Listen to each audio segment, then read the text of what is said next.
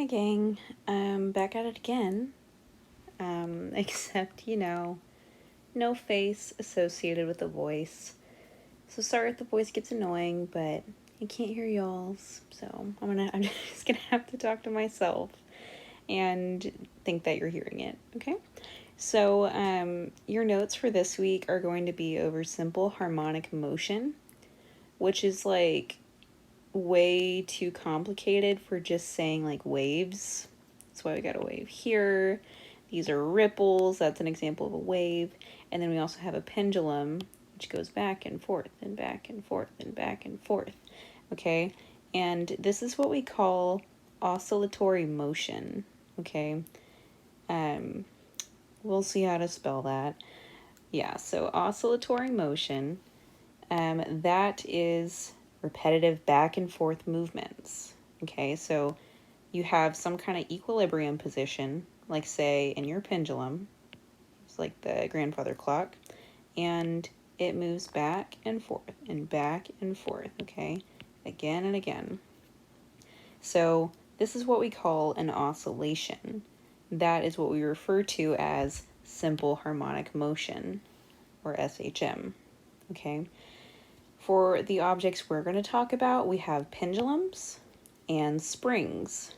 Okay, so if you think about maybe, I don't know, I'm really drawing a blank on what are springs. Like, I know what they are, okay, like slinkies, but I can't think of one in real life right now, so it's a little embarrassing, but whatever.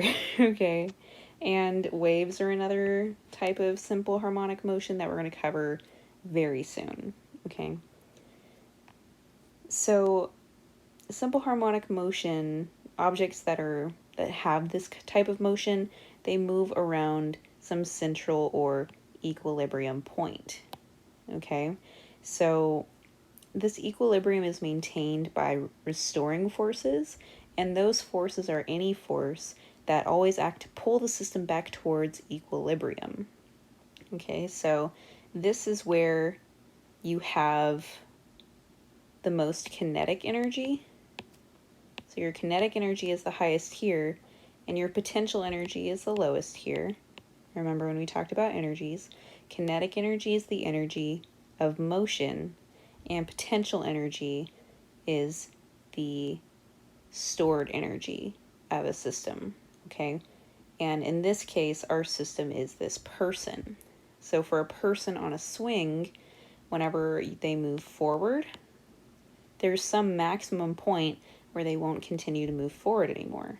And this restoring force pushes back on the person to restore their equilibrium point, okay? But it always overshoots, well, for a time until you finally come to rest. And then it shoots you back over here. And then a restoring force pulls you back, and so on. Okay? So we said that at this point, at equilibrium, the person has the highest kinetic energy, and that's going to be where they're moving the fastest. Okay? Therefore, they have the lowest potential energy at that point. Whenever we are at this highest point on either side, you're going to have the most potential energy, okay, because you're at your highest position. And you're going to have the least amount of kinetic energy because you ultimately slow down and then start reversing directions. Okay, so at your highest point, your velocity is going to be equal to 0, and then you start moving again. That is why your potential energy is highest here, and your kinetic energy is the lowest. Okay, so Newton's first law explains why harmonic motion happens. Newton's first law is the law of inertia. An object at rest stays at rest, and an object in motion stays in motion. So, specifically from this point, we're taking an object in motion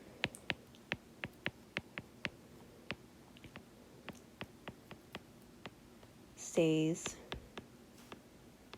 in motion. Okay? So you have to eventually you have to move your object out here, and then, like in the swing, you let the person go, and then they start moving back towards that equilibrium position. But you always overshoot, and you end up going too high in the other direction, and then a restoring force pulls you backwards.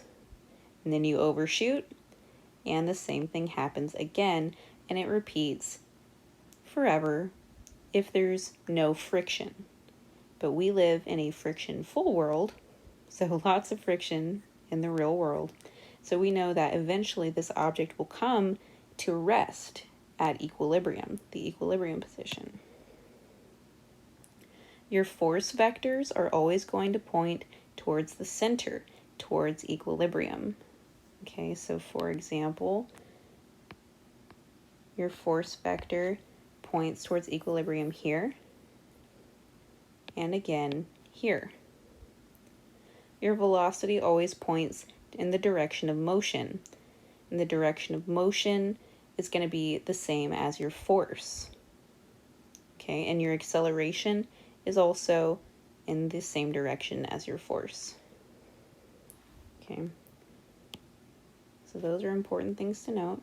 And remember, force is equal to mass times acceleration.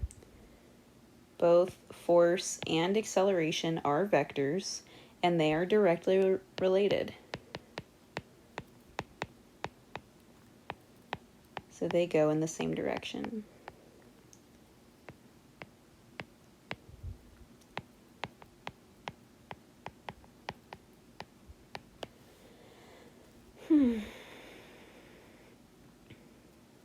And remember, so whenever you're at the top here, your velocity is 0. If your velocity is 0, you could argue that your acceleration should be 0, but this is kind of related to centripetal motion, which, if you remember, with centripetal motion, we talked about how your force vector and your acceleration vector always point towards the center of the circle, no matter where you are. Okay, along the circle. So your force and acceleration point in the same direction. Okay. So we have different time intervals that we talk about with simple harmonic motion. We have period and frequency. The period is the amount of time for a repeated event to happen once. So whenever we talked about centripetal motion, okay, so our period for centripetal motion was how much time did it take to go around the circular path once, okay? And that's the key here as well. We want to know how long does it take for this oscillatory motion to happen once, okay? So from equilibrium out here and back here, okay? So your period is the time that it takes for one complete motion, okay? And then your frequency is the number of times a repeated event happens in a set amount of time. We typically refer to that as per second, like per second. Okay.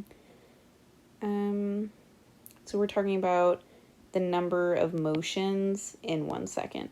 And the unit for frequency is it's hertz, okay? It hurts us. Therefore, the unit is hertz, okay? And if you want to measure these, okay, so first of all, period is with a T. It makes so much sense, I know. And frequency actually is with something that makes sense, an F. And we measure that. We measure period with 1 over F, 1 over your frequency. And your frequency is 1 over your period. Okay, so they are inverses of each other. Okay, which means as one increases, the other decreases. So for a pendulum, like the one pictured below, the period is controlled by this formula, 2 pi times the square root of L over G. L stands for length, and little g stands for gravity. Okay, so the period of the pendulum is directly related to your length. Okay, so how long it takes to make one complete motion, okay, is directly related to the length of the path. Okay, or I think it's the length string. And then inversely related to little g. Okay, so that means inverse, remember, they move oppositely, directly, they move in the same direction, or in opposite directions. Okay. For Hooke's law, this goes with springs. We have force produced by a spring, and it increases as you increase the displacement from equilibrium. Okay, so there's like a set point where the spring likes to be. Okay, that's its equilibrium point. We'll say that it's, well, they say it for me, so I guess we do what they want. Okay, so here's the original point. This is the equilibrium point. I'm gonna label it equal. Okay, and then if you increase the displacement from that equilibrium point, there's a greater force produced by the spring because the spring wants to be at its lowest energy state. Okay, because remember, we have high amounts of potential energy whenever we're further away from the equilibrium point. Okay, and lower amounts of kinetic energy. That's why the spring bounces back. Okay, but the spring will overshoot and then it'll compress. Okay, and then you have more potential energy again and less kinetic energy out here. And then here at equilibrium, we have our greatest amount of kinetic energy and our least amount of potential energy.